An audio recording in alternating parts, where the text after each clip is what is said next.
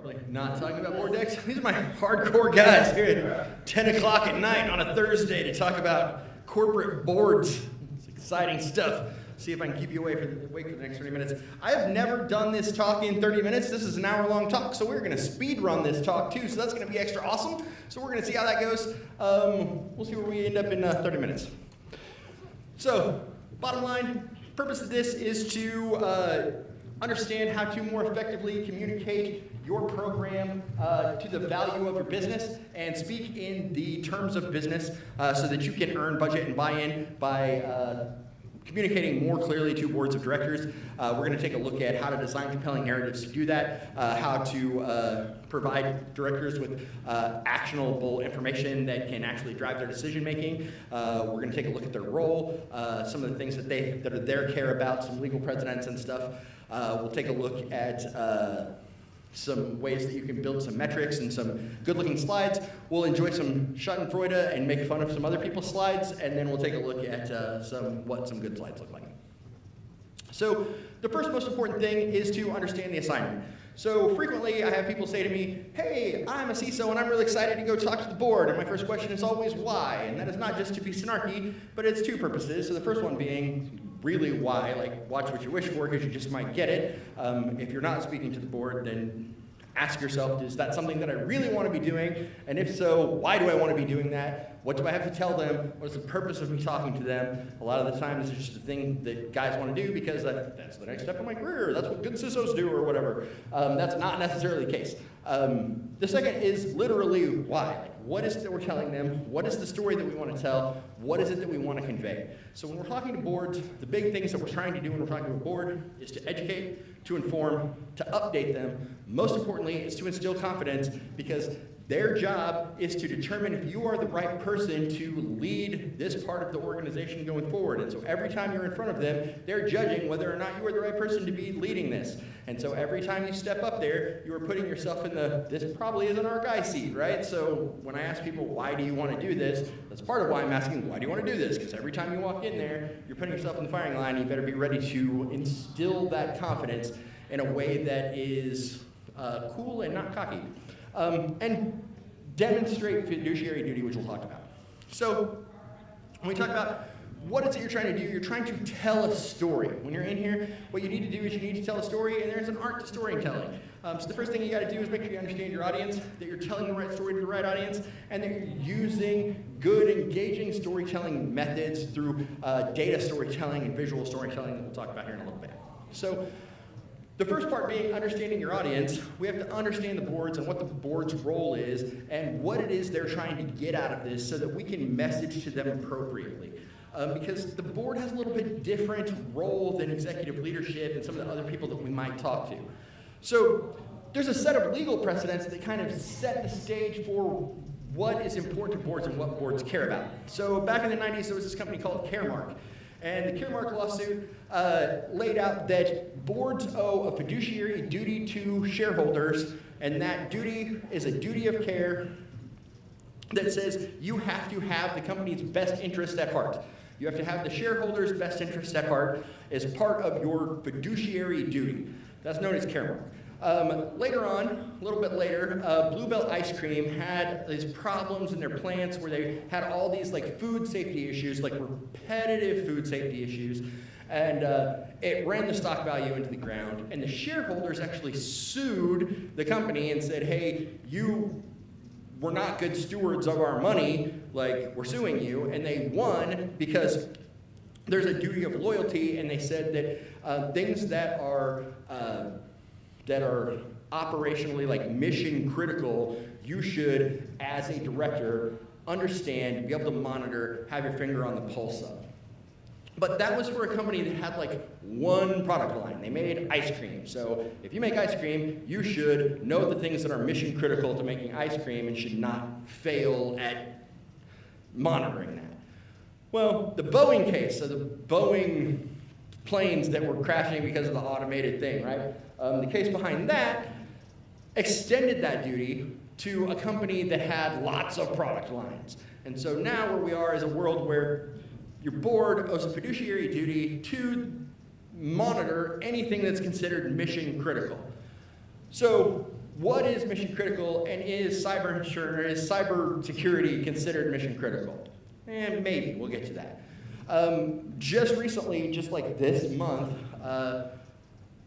Delaware court extended that fiduciary duty from board directors to all officers. So CEO, CFO, everybody else. Now, court made that judgment. Later on, that case got dismissed. There's going to be an appeal. There's still kind of a jump ball about that. But for the most part, they have set the precedent that executive officers now owe a similar duty that the board owes, right?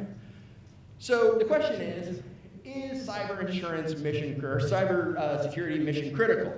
Well, the SolarWinds case kind of made us think no, because what could be more critical than SolarWinds, right? Like that's the core, what could be more mission critical than for them to have basic application security, and they didn't, and it didn't hold up, Caremark didn't hold up. So that case got dismissed.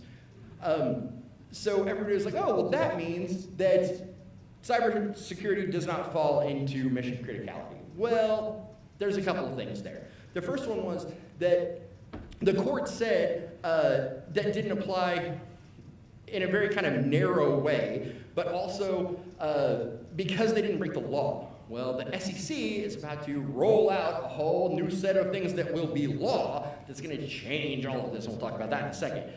Additionally, they kind of steered away from straight out saying cyber is not mission critical in this case.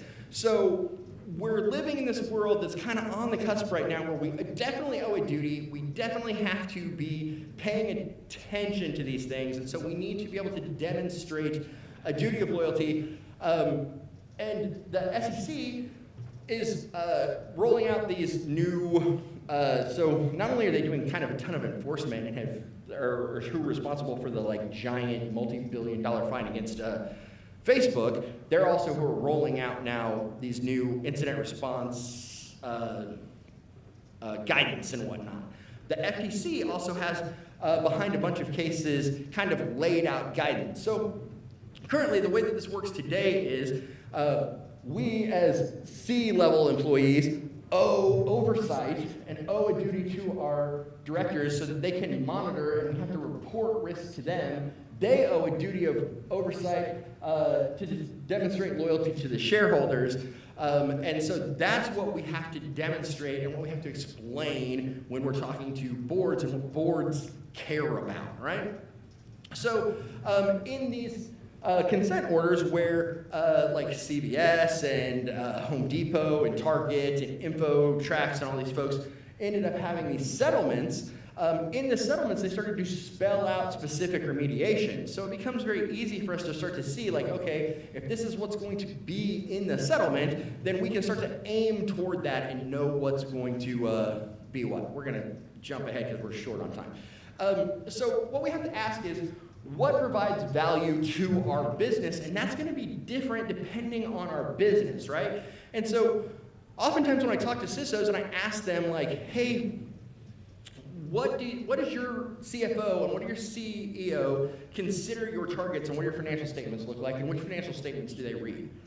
I have no idea frequently, right? Like, are we chasing revenue growth? Are we chasing earnings? Are we chasing cost of goods? Are we chasing gross profit? And it kind of depends on who owns you. So like, for instance, if you are owned by a venture capital company, it's going to be a different thing than if you're owned by a private equity firm or if you're public, right? So if you're public, you're probably trying to figure out how to maximize your price per share. If you're owned by a private equity firm is going to have a really short runway. They're probably looking for growth targets. They're looking to flip their money. They're probably looking for year-over-year revenue growth, right? So as we start to figure out, like, what are the targets that our business cares about, we can start to figure out, like, what are our value drivers, and where is that value created, and how do we plug into that? And once we start speaking that language, you can start to think how your program, your security program, can make a big difference here. So let's use as the example that we're owned by a PE, and the PE is looking for a quick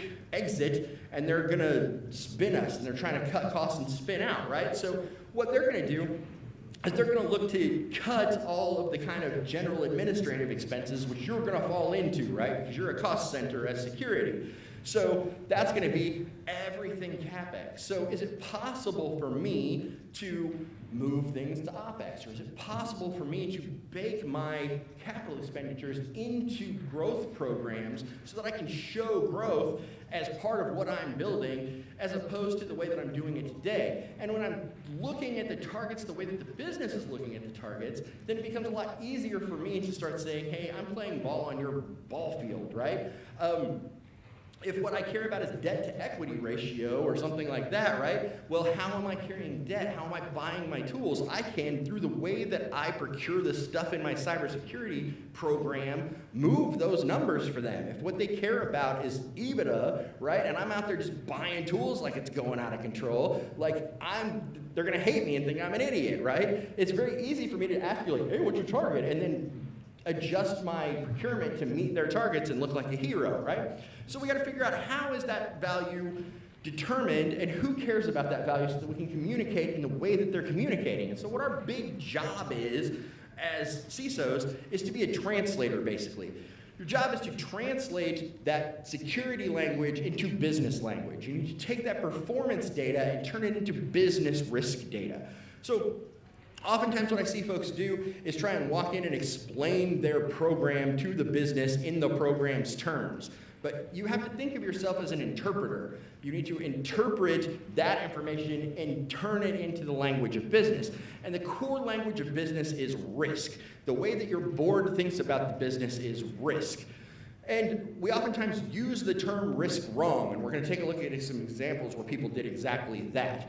From the board's point of view, risk is something that is the potential to cause a harm or a loss, something that is probability times impact, right? Something that we can make an informed decision off of, and the way that you get rid of it is to avoid it, to mitigate it, to transfer it. We talked about transfer in the cyber insurance session. We can accept it, right? We can reduce it. The opposite, the other end of that is threat, right? That is the thing that is the actor that causes the harm. And a lot of times when we're talking to the business, what we end up doing is telling them about threats instead of telling them about risks. And so we're telling them about the actors, we're telling them about the problems, we're telling them about the vulnerabilities. We walk in and tell them how many vulnerable machines we have, or our patching cadence, or our old machines, or whatever it is. Those are all threats or vulnerabilities. Those are not risks the way that our business sees risks.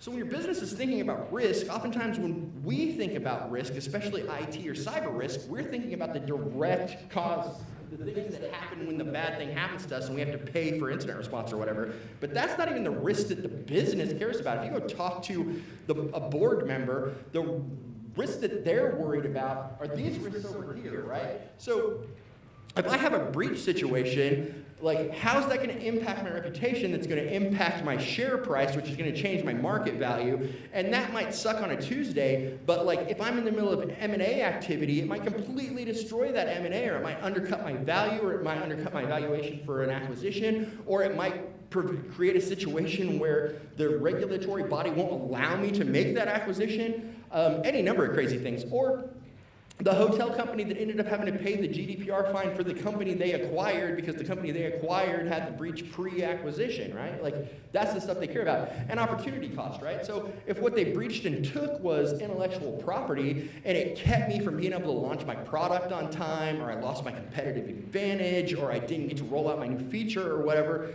that is the business killer, and that's the stuff that the board cares about. That's the stuff that's hard to define. That's the stuff that's hard to measure. That stuff that's like, hey, we have a risk of losing $1 million to a ransom. That's easy to understand. That's operational cost. That's the same as any other loss. That's the same as product shrink or whatever else, right? This stuff is the stuff that's going to keep them up at night. So when we think of risk, if you're writing a risk in your report and it doesn't fall into one of these categories, it's probably not a business risk. So business risks are going to be financial, reputational, strategic, competitive, legal, health and safety would be life, people's life and stuff, operational. We're going to skip past this pretty fast. We did some mapping where we mapped like what are the board's challenges, what are the versus what are the CISOs challenges. So we talked about the difference between risk and threat. So let's take a look at I thought this was a real world example. We're going to take a look at this first. So risk is probability plus impact. And the difference between probability and likelihood is the difference between the likelihood of flipping a coin is 50-50, heads or tails. The probability would be if I flipped a coin 100 times, am I going to get 1 heads and 99 tails? The probability of that would be very low. So what I'm start talking about then is how does it actually impact me, and how do the circumstances of my situation impact the likelihood that this is going to happen to me. So there's a difference between likelihood and probability, and we should be talking about probability. But the most important part here is you will notice that threat and vulnerability are a subconstituent of risk. So when you're talking about risk, you're talking about threats and vulnerabilities rolled up together. So when you are showing your board operational metrics, you are not showing them risk, you are showing them some portion of risk, threats, vulnerabilities. So I can't say this strongly enough, stop showing your board operational metrics. Do not show them performance stuff. Do not show them the number of systems that you have vulnerabilities on, your patching cadence, the 10,000 emails you blocked, whatever it is. Sometimes they'll even ask for that. Stop showing it to them. What you can do instead is turn those into compliance metrics. So you'll notice same information basically. All we did was take and we added a goal. So instead of saying, hey, we blocked 5 million emails, well, we blocked 5 million emails, but we had a goal of blocking 10 million emails, so we blocked 50% of what we intended to block, or whatever it is. And so now you have a compliance piece. Now that doesn't tell the whole story, but it gets you closer to talking about something that a business would care about. So let's take a look at a real world example here. So this is a real slide that someone put in front of their board. What do we think about it? Do we like it? Is it good? Is it pretty? Would you put this in front of your board? What don't we like about it? Too wordy. Well, yeah. I don't know how I feel about how it looks, but even beyond that, when we look at the column that is risk, none of the things in the column that is risk are a risk. None of those things are a risk to the board. They don't care about that. We'll talk about some of the other things they got wrong, but the very, very first thing that they got wrong is that none of those things are a risk, not from the way that the board considers them. So they think that they're telling the board, like, here are the risks you should care about. But if I'm a board member and my very top risk is data exfiltration and malware, my question is, so what? What does that mean to me? What is the exposure to my business? Like, malware means what to me? What does that do to me? Is there a financial risk? Is there an operational risk? Like, what is the actual risk? What you described is not risk. This is another real-world example that actually happened. So the company came to us and said, hey, we're trying to tune up our KRIs. We're trying to tune up our key performance indicators. What we have today are like real, not very good performance indicators. And what they actually had was KPIs. So they had this thing that was like number of outgoing emails that contain unprotected, highly sensitive data. And they turned it into number of outgoing automated emails that had highly protected data, number of outgoing manifests sent, number of outgoing guest communications, and they were like, look, we fixed it. Now they're KRIs. And I was like, no, you totally missed. You made them more granular and you can report on them, but this is still not what you've created here as a KPI and not a KRI. Let's take a look at how you could have made this an actual risk indicator. So the first thing you do is what we talked about before, is you apply a target to it and turn it into compliance, right? So we had a target that we were measuring against, right? And so instead of reporting that crazy number that was we blocked, I don't remember how many it was, to 150,000 emails or whatever crazy number that still sounds crazy as a board member. It's like, that's a high number, it sounds bad. What does that mean to me? We turned it into a percentage. So, hey, we made a 40% reduction. Wow, that's a story that somebody cares about. Then we took it a step further and we quantified that with some actual dollars and cents numbers. And it was real easy to do. We took the basic breach exposure number and we said, hey, if we reduced 150 emails, or if we reduced 60,000 emails and the cost per breach record is $160, we reduced your risk exposure by $9.6 million. Isn't that a much better story than we whatever the last one was, where we blocked 150,000 emails or whatever that, for guests and manifests or whatever. Like, as a board member, hey, we made a 40% reduction this quarter that brought my risk down by $9 million, is a story that makes sense, that someone cares about. Now, we talked about this in the last talk. If you're here for that, like risk quantification, people are like, oh my God, well, risk quantification's hard. How would I add these dollars? It's really hard. Well, that was an example where it was super easy to do. Also, you don't have to do FAIR. You don't have to go out and get a statistical doctorate to do risk quantification. The stuff is productized now. You can go buy it. X Analytics covers COVVRR. You can go buy it. It's like ready to go. You put your NIST CSF assessment in it, you put your critical 18 assessment in it, it will kick dollar amounts out to you. You can tune it up with risk appetite, you can tune it up with your cyber insurance, it will give you dollar amounts for you. So you can see them, boom, done. And then it will tell you based on like, here's your exposure to ransomware, here's your exposure to whatever. So it is much, much simpler today. So the other thing that we need to talk about when we're talking about boards is telling the right story to the right audience, right? So oftentimes what we run into is when people tell me what they're going to go talk to their board about, the message that they're trying to tell is a message that would be better told to senior management or executive leadership. So the board is not who you go ask for stuff. You don't go to them with hat in hand and ask them for budget. They're not who's going to give you budget. They are in charge of setting the overall mission. They set the vision. They set the corporate strategy. They set the performance targets that then senior leadership is going to be responsible for hitting. They have one employee. That employee is the CEO usually. They hire that person. They set corporate governance. They represent the shareholder. They report back to the shareholder. All the things that we talked about before about duty of care and whatnot, that's the stuff that they care about and that they're into. Executive leadership, on the other hand, is who implements all that stuff. They're who manage the day-to-day. They're who you're going to get your budget from. They're who report to the board. They're who hit departmental goals, have relationships with the stakeholders in the individual departments, etc. So when we're talking about like what is our actual plan, what is it we're trying to get across the finish line, I want to talk about, do I want to do strategy A or strategy B, and here's the cost difference? That's an executive leadership conversation. That's not a board conversation.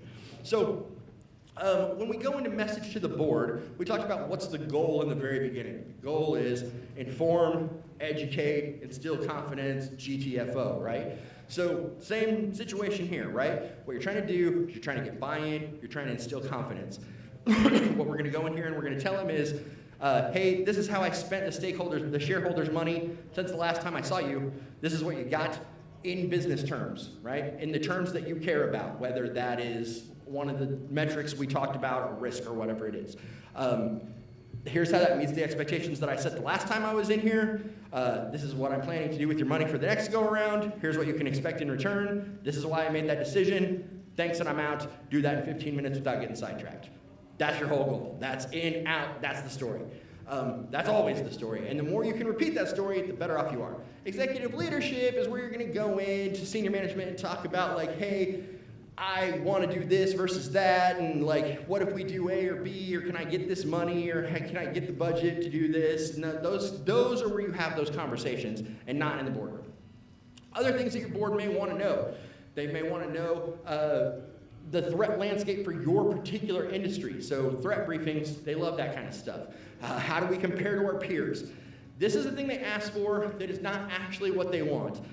What they really want is to know your risk exposure, and if you can get good at telling them that, then the story of where do we match to our peers is who cares, right? Like if our peers suck and we're awesome at understanding our risk, great, that's a competitive advantage. A race to the middle with the other guy helps no one. But sometimes they want to know that, sometimes we got to tell them that. What are the emerging trends? How does that affect us? Are we compliant with whatever framework, especially stuff that like they're all on other boards and they're always going to come to you and be like, at our other company, we did ISO. Why aren't you doing ISO? Or whatever. Be ready to answer those questions. And then they're also going to come to you with like, my buddy's on the board of such and such, who sells such and such a tool. Why don't we use that tool? Or my saw it in the airport or whatever it is. You've got to be ready to explain why you're not using whatever thing that they love. There are two things that are going to happen when you do your board presentation. There's going to be the deck, and then there's going to be a packet of stuff that you're going to give them in advance. It's going to be a whole bunch of documents that you're going to give them in advance, and the documents is where the detailed stuff goes. Documents is where you're going to put all of the nuts and bolts. If you're going to get into those kind of performance indicatory type of stuff, that all goes in the deck. The deck is where all the wonky information goes. The packet is where all the wonky information goes. The deck, super clean, super fast, like 15 minutes in and out. Like you're talking 3-4 slides tops. Like executive summary, your decision points, your financial results, like the things that we talked about, like here's my story, here's what I did with your money, here's what I'm going to do with your money, dude, I'm out. And then all the rest of the stuff goes in here for them to read in advance. They may or may not read it, but all that stuff that you're tempted to put, all the dashboards and stuff, like save that for the document. So it's a story that you're telling. Someone said, hey, we're telling a story. It's like any other story. When you're telling a story, you got to be good at telling the story, right? Andrew Stanton, who is the guy who created Wall-E and a bunch of other Disney stuff, gave us 2 tips. Start at the end and work backwards. So I always suggest that. Like, what is your goal? What is it you're trying to tell them? Figure out what is your message, and then start backwards as you build your deck. Like, here's the key takeaway. If I was in the elevator with the board member for 5 minutes, what are the things that I would want them to know that I could write in 5 bullets? Start with those 5 bullets, and then work backwards and fill it in. And make sure that you make them care. We're going to go fast through story stuff because we don't have a lot of time. We'll go through this real fast too. So this has been debunked a little bit, but back in the 70s, there was this guy who said you got 3 kinds of brain. You got your lizard brain that's like your primordial, like run away from tigers. You got your monkey brain that's your social, like, hey, do I like you? Do you seem cool? Do I trust you? Do you seem trustworthy? And then you got your human brain that is, hey, I'm smart and I understand how complex things work.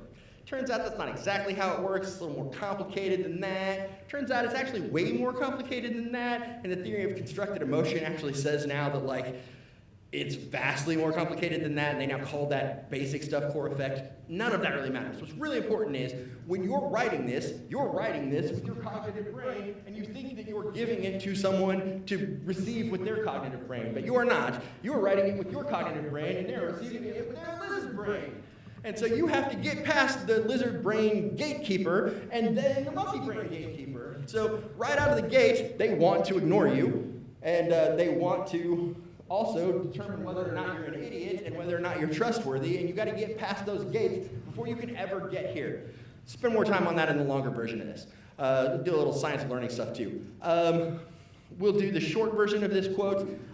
It was Mark Twain who said, if I'd have had more time, I'd have written a shorter letter. Editing is everything. Spend your time and make it short, make it clean, go fast as you can. Speaking of 3 minutes, we'll be close. Making sure that you're using your data to make beautiful, visual, compelling storytelling, right? We need good data storytelling. Your brain processes stuff visually much better than it does auditorily or any of that other stuff. So you can make nice, big, pretty graphs, make it easy for people to consume, few words. I added this so that when you get the deck after the fact, you can follow the decision tree about which graphs are best for which scenarios. And here's some part where we're going to make fun of people. All right, so let's look at some of these slides and let's tear them apart. So this one, I have redacted all of these and changed the names to protect the innocent, so you'll notice they say stuff like Stark Industries instead of who this really is. But every one of these is a real honest-to-God slide that came from a real honest-to-God company that I real honest-to-God consulted with. So how do we feel about this one? Yeah, so they did right out of the gate, all performance metrics, all up here, terrible, hate the performance metrics, the risks, right out of the gate, not really risks, also just kind of very crowded and confusing. This is a thing everybody loves. This is the risk matrix. You might have also seen the risk matrix look like this. We call these matrices ordinal, and what an ordinal matrix is means in order, high, low, medium, etc., right? It tells you nothing about the risk, right? You can't do any kind of math against ordinal matrices. So if I say that I have 10, let's see, I have one here somewhere where it says this. I have 10 highs and I have 37 mediums and 14 lows.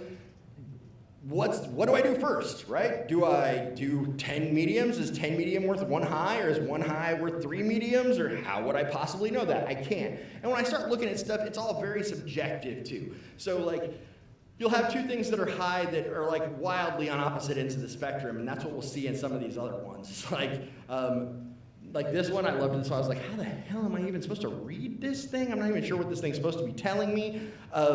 Like their risks are moving, I think. At least most of these are kind of sort of risks that someone would consider a risk, but it's still it's ordinal, and I don't know how to consume this. This one I liked because at least they put the tolerance part in, so it's like, at least, here's our care abouts, right? Like, this is what we care about, so this is outside of care about, so at least that gives me some kind of jumping off point. But again, how do I consume that? So back to this one that we talked about before. This was the first one I showed, and I beat them up on risks. Well, now I'm going to beat them up because not only did they do risks, they did all ordinal risk stuff. So like, you look at this and you say, okay, the very first thing is data exfiltration is the highest risk, and then malware is the next highest risk, and then virus outbreak is the next highest risk. Like, how are those things different, and why are they all the same score? And I don't understand this at all. It doesn't make any sense to me, right?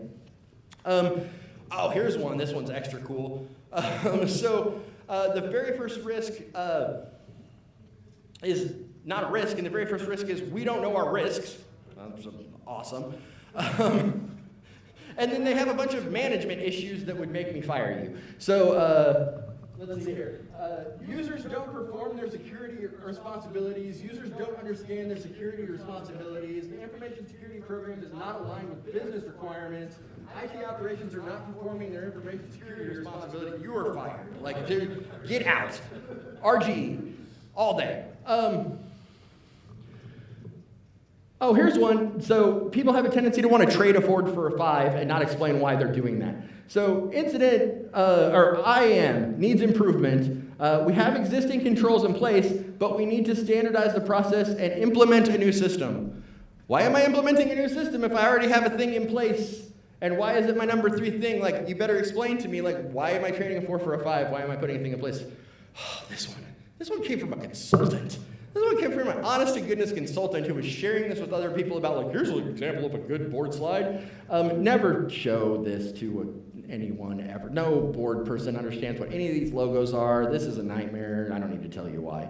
From the same guy.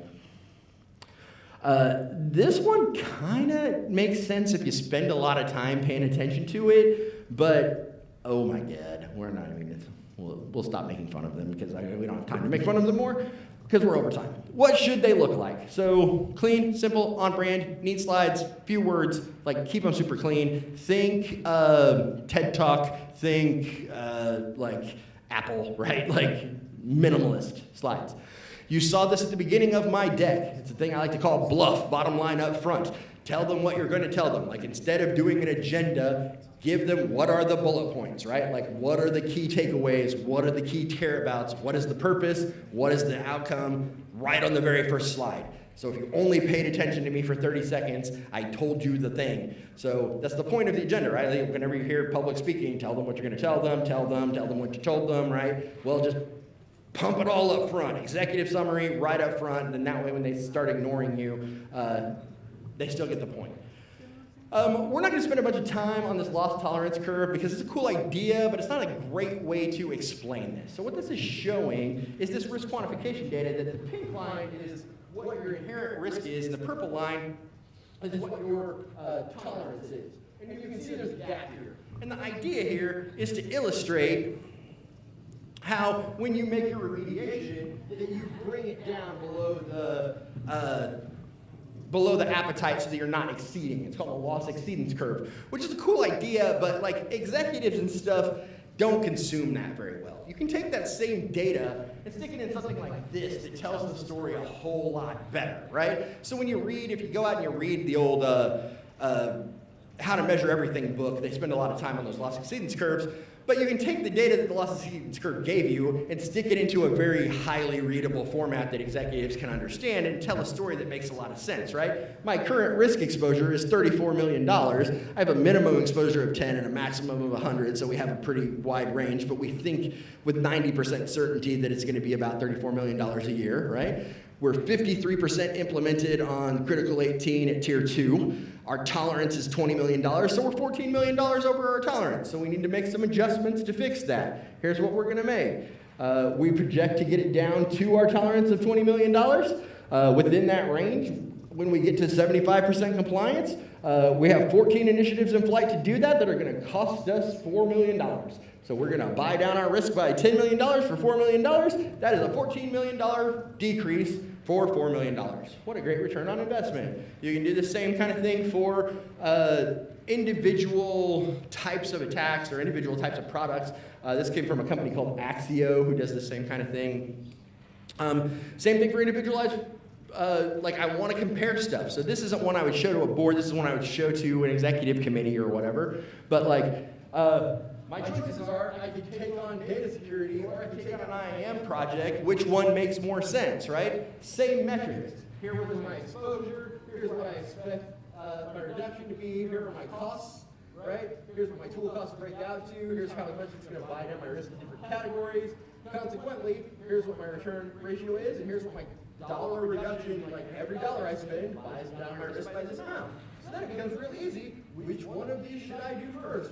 The one that buys down my risk $38 a dollar, or the one that buys it down $33 a dollar? Like, it starts making real obvious sense which one to do first, and I can start to build a program off of that instead of pulling it out of my ear, right? Simple, clean dashboards, right, that explain my current risk exposure, my risk reduction over the last quarter, my actual business goals and how they align up to the things that you care about as far as your revenue growth targets. We had been doing Critical 18, but here's one based on CSF, right? And then my current initiatives, what they cost, what my risk reduction targets are, all in one clean dashboard, like one slide, boom, a bluff slide, that slide, a threat landscape, and I'm out. Like, that's it, I'm done.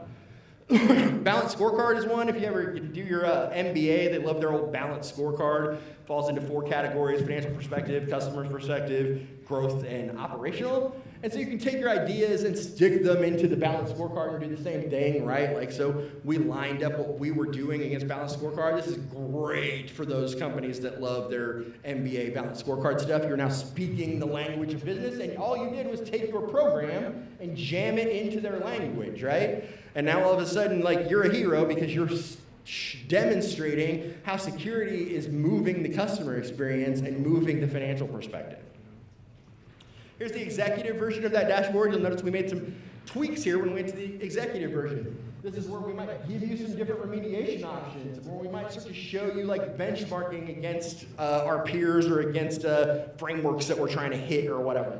You'll also notice this is where we start to show you current threats. So we didn't show threats to the board, we only showed risks to the board. We'll show threats to executive leadership. This balanced scorecard map is how do I build a balanced scorecard, and how can I use this to map my stuff to businesses' care-abouts, right? So we won't spend a ton of time on this, but if you look at it after, when you get the deck, you can take a look and see how you might map from what a CIO or CFO's care about is to how you get there through your metrics. You can also flip that on its head. So if you report to a CIO, for instance, or a CFO, for instance, where money is not the thing, and maybe you care more about ITIL, and you're an ITIL organization where you are trying to hit our operational efficiency targets. You notice that I flipped I started off at growth and development and worked my way up to financial. I started at financial and worked my way up to operational excellence so that I could figure out, like, if I report to the CFO, right? So all I'm doing is taking my program and jamming it into their language. Threat information for the ELT team, we won't dig into that because we are out of time. And if you have not seen the old cyber defense matrix, it is a spectacular tool as well. You can use it for all kinds of goodies. For the most part, I don't use it for board stuff, but I do use it for ELT stuff kind of a lot. You can use it for any number of things you can dream of. It takes like a couple of X by X. So it takes the NIST, identify, protect, detect, respond, recover against devices, applications, networks, data, users, etc. But then you can break that out however you want. So you can map it against your framework, you can map it against your program, what your coverage is, you can map it against different responsibility areas. What we've done with it here is map it to people, process, technology, so you can start to see what your actual resource allocation is. So resource allocation is one use where I might actually show it to someone who was kind of high ranking. But this is great for figuring out the story of how do I do the translation. Because so much of this is like, hey, how did I take my security information and translate it into that business? Well, cyber defense metrics and all of these use cases are super great for helping you build that story internally. All right. Oh, we are over. We are way over. All right. So do's and don'ts. Do, know what you're walking into. When you get a chance, meet with these board members in advance. Sit down with them, have lunch with them, ask them questions. You need to vet this with your C-level first. Sometimes this is a non-starter. Sometimes your CEO will be like, don't do that. That's not allowed. Make sure that you've okayed that, but whenever possible, you should meet with them in advance. You should understand them. You should understand their individual needs and wants and desires and understand where they are, because some of them are going to be smart, some of them are going to be stupid, some of them are going to understand cyber, and some of them are not, and you need to know that. So do your homework, understand in advance, know what you're walking into, make sure you send your documents in advance with plenty of time, know in advance how much time you're going to have, keep it tight, don't overstay your welcome, make sure you're in and out. Stay calm when they ask you questions and try and derail you. Like, answer the question if you can. Make sure you never lie, but don't let them take you down a rabbit hole. Like, if they ask you a crazy question, it's going to take you down a rabbit hole. It is totally fine to say things like, that's in the documentation. We can follow up after the fact if you want to dive deeper on that, blah, blah, blah, blah, blah. And be clear and concise about what you're trying to do. Things not to do. They may keep you waiting out in the hall for a long time. It's going to run late. You had a 15-minute window, and it ran way over your 15-minute window, and you're supposed to be somewhere else. It doesn't matter. You show up when they tell you to show up with a smile on your face, and you don't complain or anything. Don't exaggerate. Don't lie. Don't stretch the truth. Don't hide the metrics or whatever. Those are all the things that will get you in duty of care trouble, right? They have a duty of care they have to monitor, and you not telling them the truth is one of the things that can get everyone sued and in trouble. So you have to be as straightforward as you can be. Don't be boring. Keep them awake. Don't ask for stuff. Don't go there with your hat in hand, asking for money, begging, pitching, lobbying. They don't want to hear it. That's going to make them hate you. That's not going to instill confidence. It's also going to make your C-levels hate you because they're going to feel like you're going over your head. Try and avoid all the jargon, all of the acronyms, all of the initialisms. Like I like to have my wife do it because she is not in the industry, and I'd be like, I need you to look at this and see if there's anything here you don't know what it means. And if she's like, I don't know what this means, I take it out and fix it because that's who you're dealing with.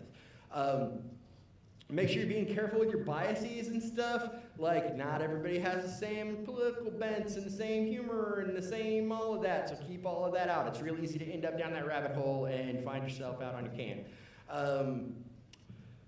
Don't be extra. So, like, people have a tendency to come in and, like, give all the ladies flowers or don't do that shit.